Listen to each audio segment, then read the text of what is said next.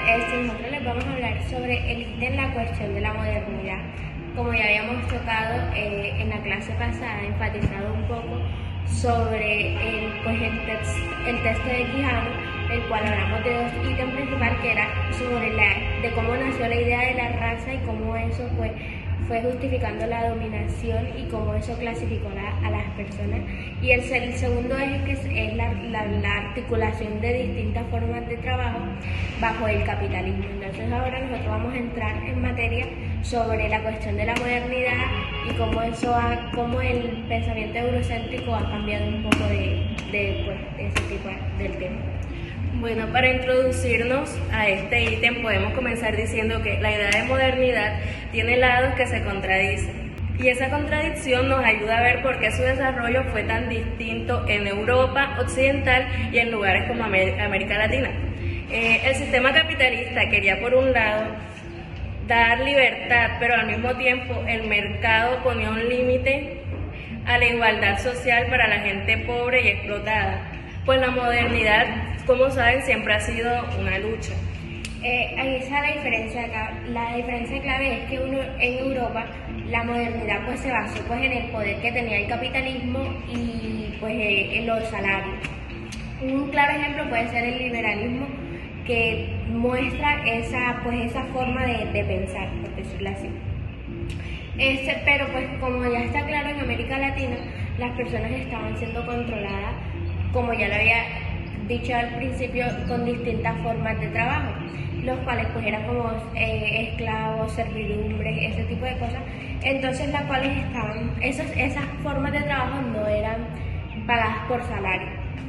Entonces lo que hizo tan diferente esto fue cómo el capitalismo colonial moderno impuso de que Europa era el centro de todo, de que todo giraba alrededor de él, y en ese puso a Europa en el centro de todo, aun cuando los países se estaban independizando en el siglo XIX. Entonces la dominación colonial siguió viva y pues la economía se vio como afectada y se estancó un poco. El problema es como esa visión de Europa en el centro pues se impuso y los europeos se convencieron de que la modernidad pues era un logro que solo les pertenecía a ellos y se veía como los únicos creadores de todo, y pues esto los hacía sentir superiores en cuanto a su raza pues o la naturaleza.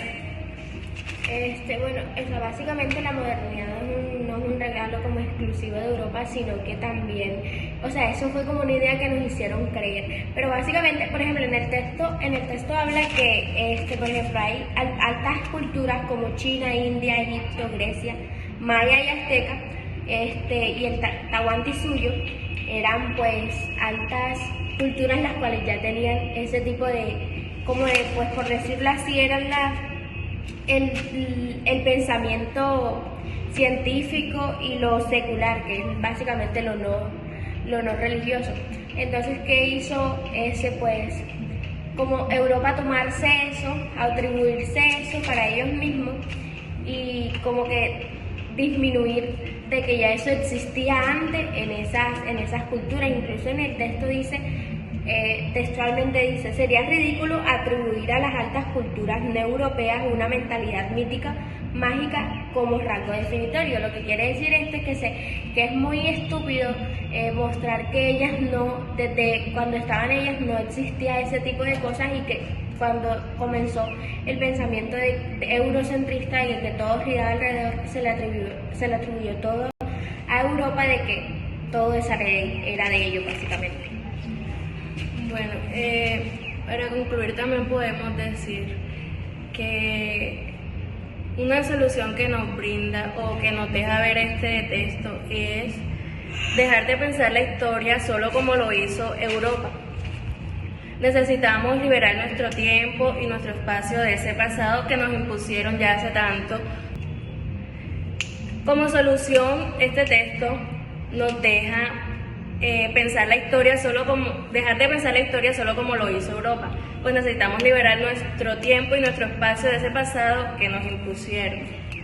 Exactamente, básicamente no se trata como de excluir a la modernidad o dejar de analizarla, sino que se trata más bien de quitarle ese pensamiento colonizado que tiene, porque actualmente se sigue viendo, porque, o sea, como dice el autor, la colonialidad del poder, o sea, el colonialismo formal dejó de existir, pero la colonialidad del poder sigue siendo presente actualmente, porque sigue estando esa estructura que sigue viéndose de manera económica, cultural, en todos los sentidos. Entonces, básicamente es buscar que la modernidad sea, pues, algo que reconozca lo que hacemos por el resto, pues, del mundo para lograr una mejor democracia.